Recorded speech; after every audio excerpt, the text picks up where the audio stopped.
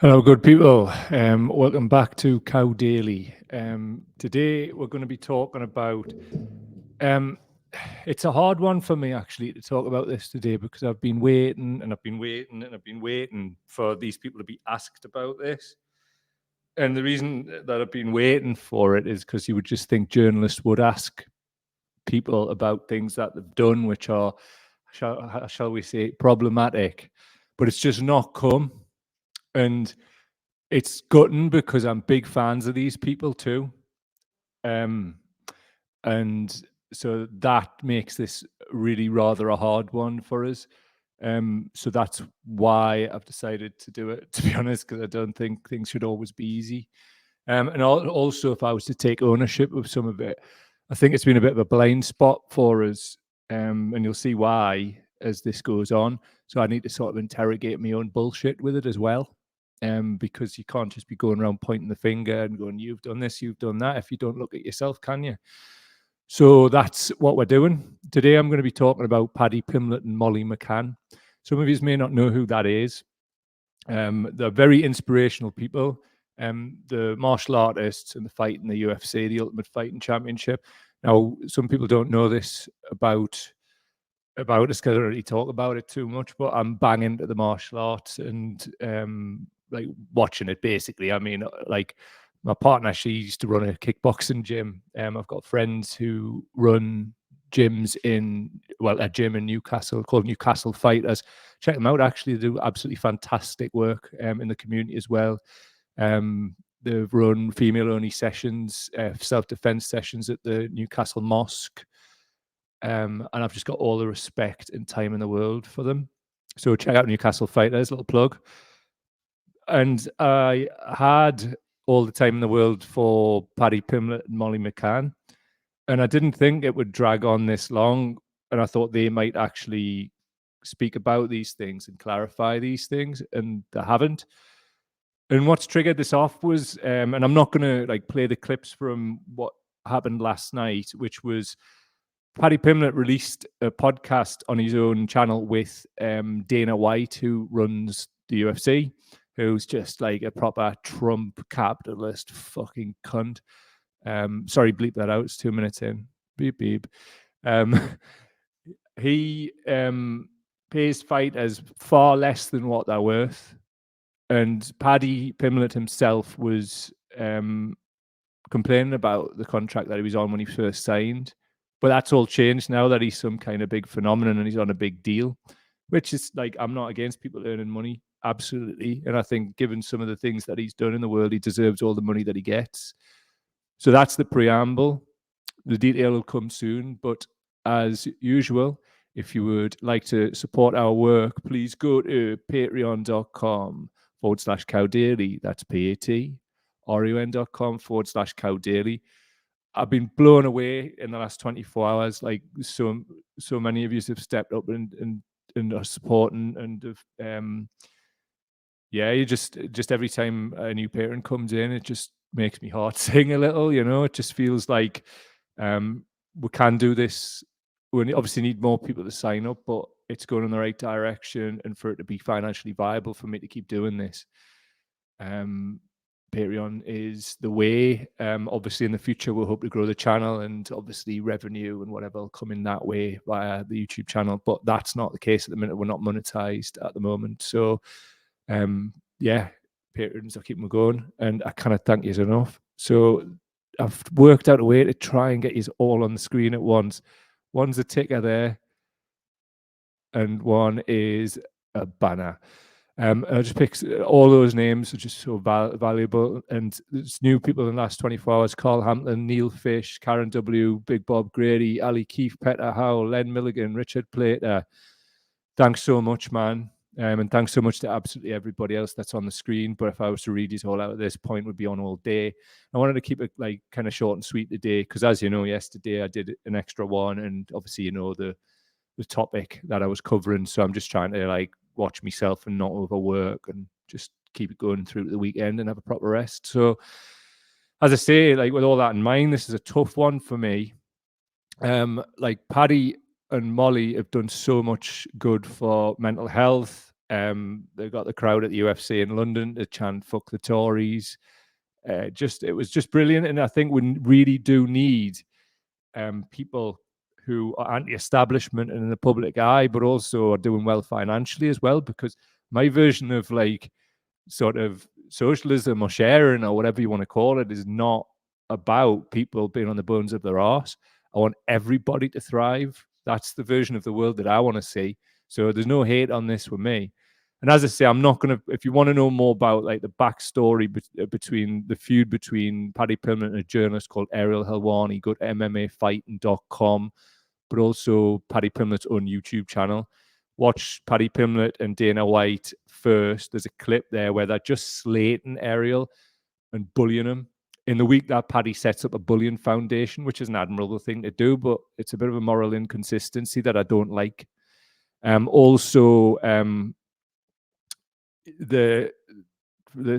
tax that they've put on the lad is absolutely bang out of order. There's a whole backstory about why and how he's been bullied by Dana White, and like he's still chasing him to this day, and like gets jobs removed from him from broadcasters and all kinds. It's petty as hell and horrible. That's the backstory to that, though. What I've been holding on to is this stuff here. Some of it involves racism, and some of it involves moral inconsistency in general around sexual assault and just general fucking misogyny from people towards women. So we'll go on. So what we've got here first is this was from MMAfighting.com, and it reads: Molly McCann recounts stopping alleged sex trafficker during shift at Subway. She used to work at Subway when she was younger. This is from April 16th, 2020. This was before Paddy was signed to the UFC, I think, and Molly was in the UFC, but she hadn't like blown up at this point. I'll just read a little bit from this. Just bear with us. As it turns out, Molly McCann doesn't actually like meatballs. This may seem odd, given the alternative nickname of meatball, blah, blah, blah. Just loads of preamble about Subway. She revealed her one-time turn as a vigilante during an appearance on the A-Side Live chat on Wednesday. So this is Molly McCann. This blonde girl's come in. This is the Subway, 5 a.m, rotten drunk, stumbling over, and then this lad followed her in. And he's come in and he's put his arms around her. And I went to him, "Hey, mate, what's her name?" He went, "What?" I went, "What's her name?" Because I just didn't think he knew her. Something in my belly was like, "Nah, this is not no." And he's like, "Fucking shut up, love." Could you imagine my face saying that? So then she opens her purse and he's trying to get the money out of the purse. And I went, "Hey, mate, what the fuck?" And he went, "I'm the police. Who you talking to?" And I said, "You're not the fucking police." According to McCann, the assailant for reinforcements and several other men showed up to the Subway. That didn't stop McCann from exiting the shop and physically confronting the man, resulting in a brief scuffle before the authorities arrived. As it turns out, the situation was even more serious than McCann had thought. He's gone to kick me in the head and I've leg kicked him. The police have come and took him. I've had to go make a statement. McCann said it turns out that he was a sex trafficker and he's trying to take her. They'd watched the cameras and they date raped her. They put date rape drug in her drink to take and to steal her, and she would never have been seen again. And I was like to the police, all in a day's work, guys. Right, so admirable as hell, and one of the reasons why I love Molly, really do. I think she's just such a wonderful woman. And as we'll see going forward, she's actually spoke at the Liverpool Enough is Enough rally. Obviously, the Enough is Enough campaign against further austerity and just generally an admirable thing for her to do. And as I say, we really need people like her to be stepping up and doing this. Problem is, though, Jesus, they've signed a big deal with something called Barstool Sports. Barstool Sports is an outlet predominantly based in the United States. It's run by a guy called Dave Portnoy, who, to be honest, is an absolute bellend. Here's why. I'll just put this up on the screen. Let's see if it's here. Here it is. So, as I said, Molly and Paddy have signed a deal with Barstool. Judge dismisses Dave Portnoy's defamation suit against Insider, which is an independent media outlet. This is from the Washington Post. What it says: a district court judge in Massachusetts dismissed a lawsuit filed by Dave Portnoy, the founder of the sports and culture website Barstool Sports, who had sued the digital news outlet Insider.com over the publication of 2 stories that quoted women, accusing them of sexual misconduct and assault. Portnoy in February sued Insider and its chief executive, top editor, and 2 correspondents, accusing them of willful and unlawful defamation and privacy rights violations over the publication of stories. Chief Judge F. Dennis Saylor IV granted Insider's motion to dismiss the case, writing that Portnoy's suit did not succeed in proving that Insider published the stories with actual malice or reckless disregard for the truth, the legal standard required to prove defamation of public figures in the United States. Saylor determined that the complaint did not meet that standard because Portnoy does not allege that Insider's anonymous sources were fake or that the articles misrepresent what the women told Insider's reports. Furthermore, plaintiff admits that Insider investigated its first article for months, requested an interview with him, sought his comment before publication, including its denials, and hyperlinked to his news conference and his lawyer's full denial letter, which is fantastic journalism, well done. Portnoy had alleged that the articles were hit pieces designed to ruin his reputation, etc. So I'll go on. Saylor wrote in his opinion that issues of consent and power imbalance in sexual relationships are very much matters of current public concern, and the legitimate public interest in those issues is not limited to matters that arise only in the employment context. So basically, as you can see, the issue that I've got here is, right, as I said at the top of the show, I honestly thought that they would do something, they would say something, you know. I mean, Paddy's got a deal for like £1 million. I don't know if it's over a year or however many years it is, but like to work for Barstool, make content for Barstool. So did Molly. It's been reported as a 6-figure deal, so £100,000 plus. And there's been nothing, complete crickets.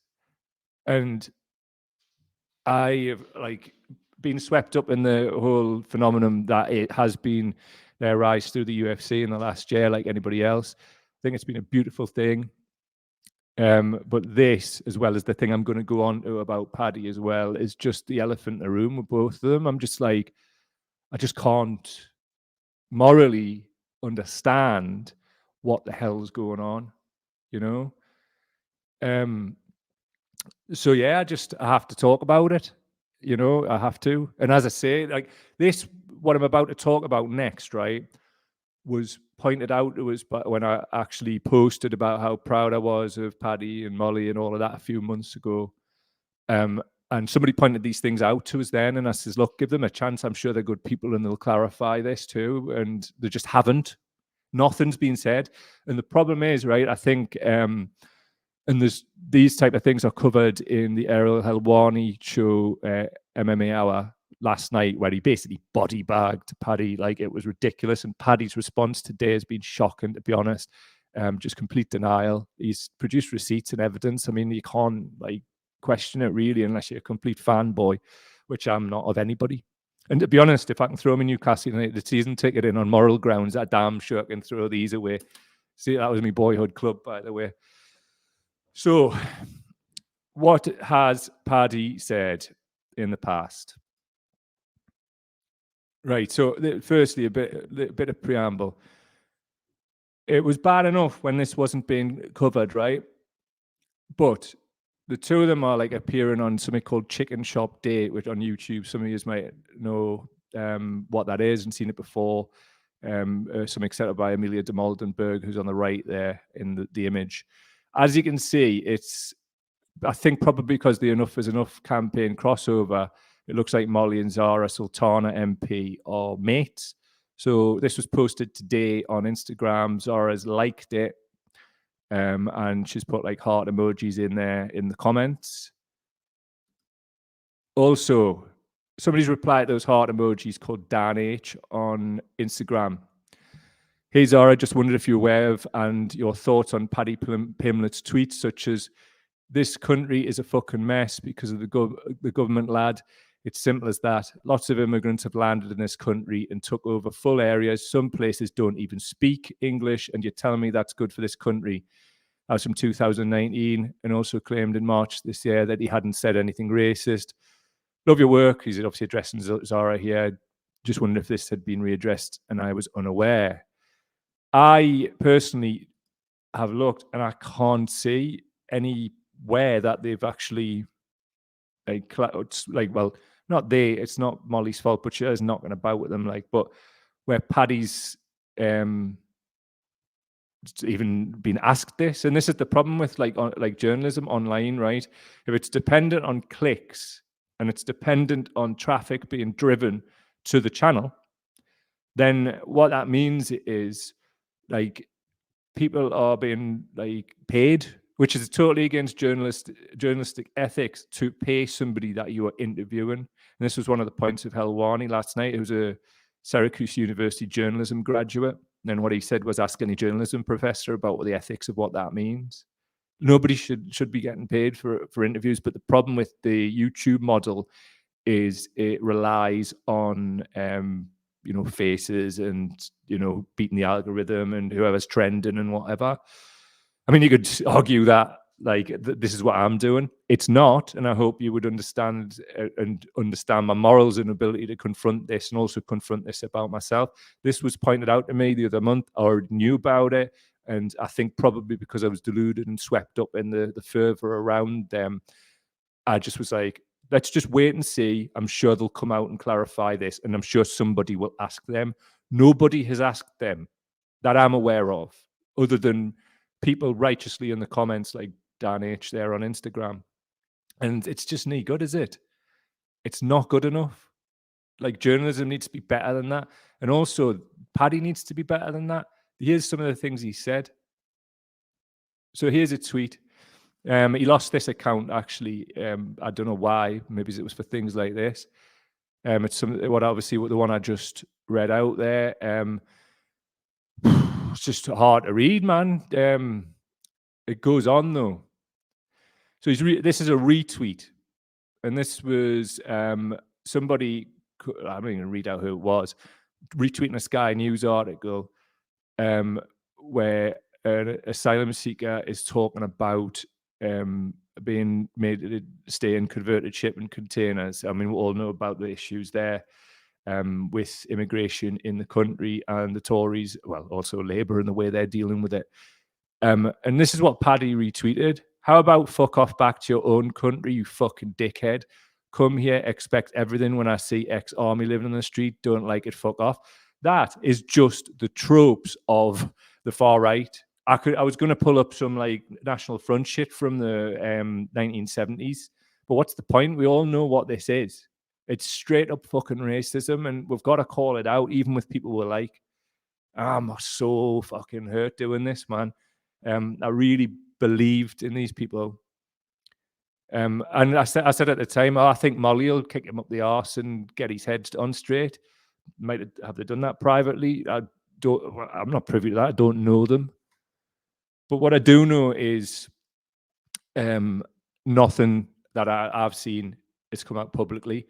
So it goes on. So this is Paddy engaging with another UFC fighter, Muhammad Makayev. Muhammad is from Dagestan. And he's just started with the UFC. Fights at 125 pounds if you're interested.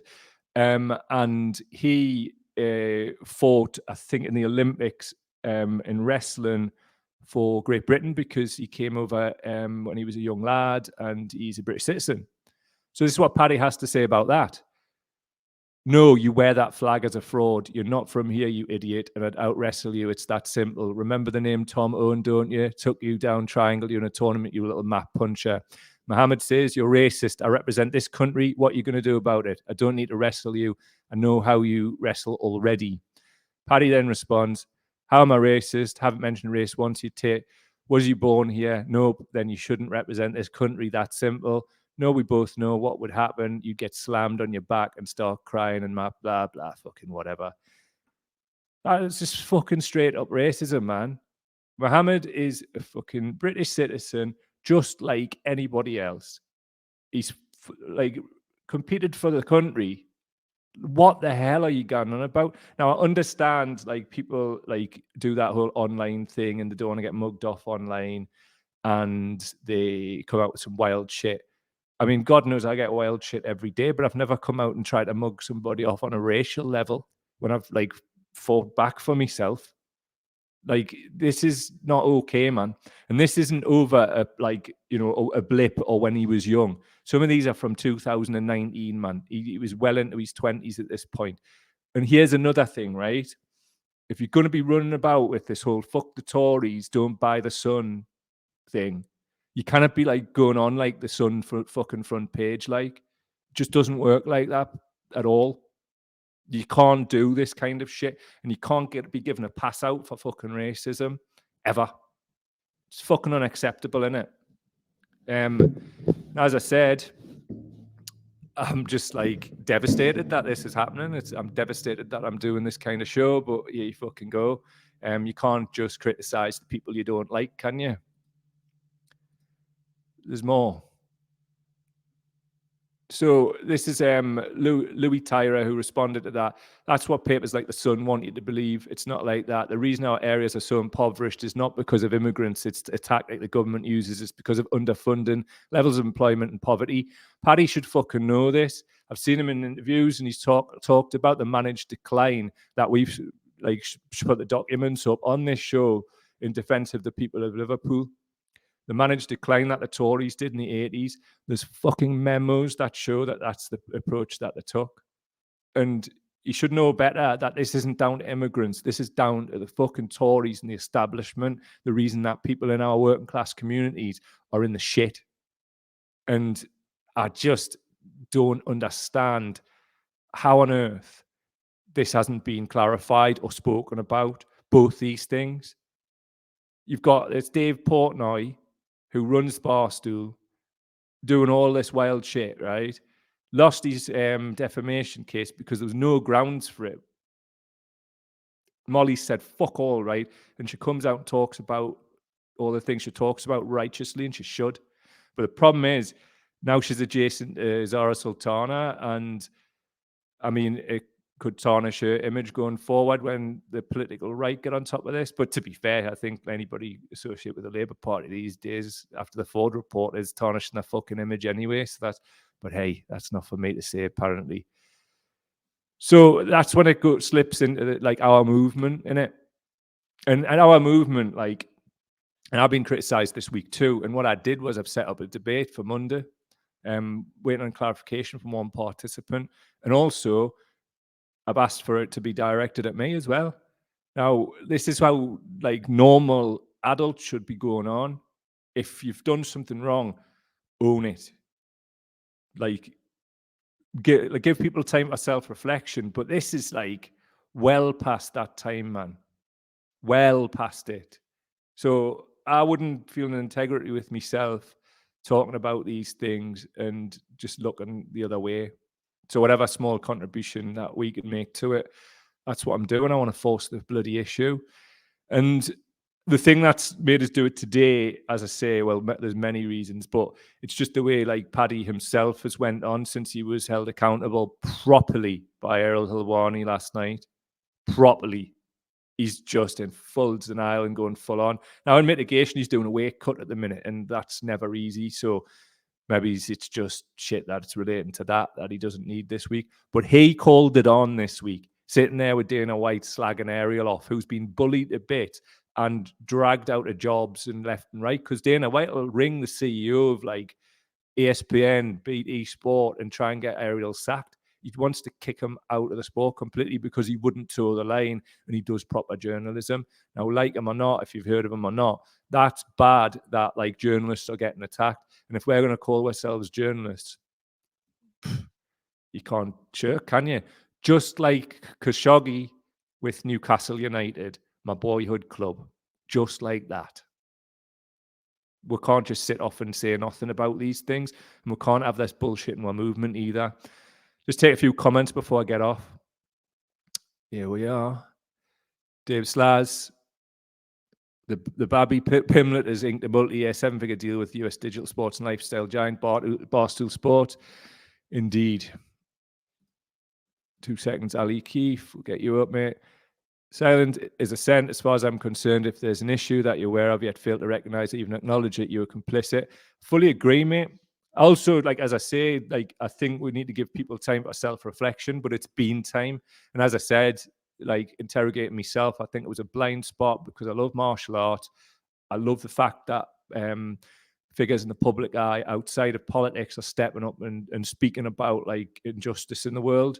And I think I gave more time than I probably should have done. And the people in the comments were right to call me out about it a few months ago, dead right. And I apologize that it's took this long.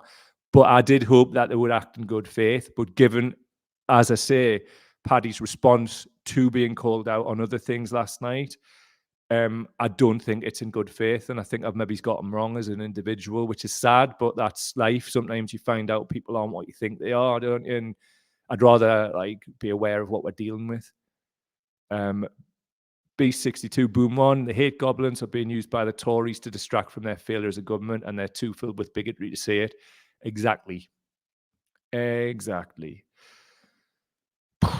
Bloody hell. Bad, innit? Absolutely bad. Was Morris here as well? Hey, bud, hope you're feeling better today. Really appreciate that, man. If people don't know what's been assailing us, have a look at the bereavement one that I did yesterday. I'm on the up, and it's thanks to people like yourselves that that's the case, and I appreciate it. Properly, always appreciate you, man. Just before we go, patreon.com/Cow Daily. If you want to support independent media that acts in good faith, because say what you want about us, I always do, and I know that about myself. Sometimes you might have to give us a little bit more time on certain things, but I'll always get there in the end. And like I say, challenges. And thanks so much to everybody who stepped up and supported. I really think we can build this going into 2023 and beyond. And I don't know, be like the watchers on the wall of journalism, saying the things. And listen, I don't give a fuck, man. Like, I've been through so much in my life, right? That like what these cunts and our opponents have to say about, I don't care. We'll turn up every day, good health dependent, and we'll say these things and we'll do the right thing with your support always. So thank you very much to all the people that you see on the screen popping up now. Without you, this wouldn't be happening, because this is a signal that we're going in the right direction. And we're by no means there to make this a full-time job. But imagine what we're going to do when it is. And then imagine what we're going to do when we bring Alice in full-time. We're going to bring Danny, the producer, back full-time. Think about it, man. We'll just smash the absolute fucking lips out of this, man. So obviously, the regular and predictable income that comes from Patreon as well. What it means is we don't have to go chasing like ads and sponsors and all of that. What I'd ideally like it to be is that it's good people like yous out there making contributions. So we don't have to chase whatever's trending, or not that we would to an extent anyway, but it does factor into decision making if you're trying to pay your bills. Or it's not about buying fucking Ferraris or out like that. Gosh, fuck that. It's about like putting food in bellies and heating the radiator, and you're contributing to that, and I appreciate you a lot more than you now, I think. So thank you very much. That's been Cow Daily today. See you with a couple of guests tomorrow. But as we said, going forwards, I'm not going to announce guests. We are going to be bringing high-profile people in down the line, but it's not even a case of that. Everybody's humans. Just tune in. And you'll see who pops up. Sometimes it'll just be me, so try not to be too disappointed. Catch you later. Well, once I've found the closing titles. See you later.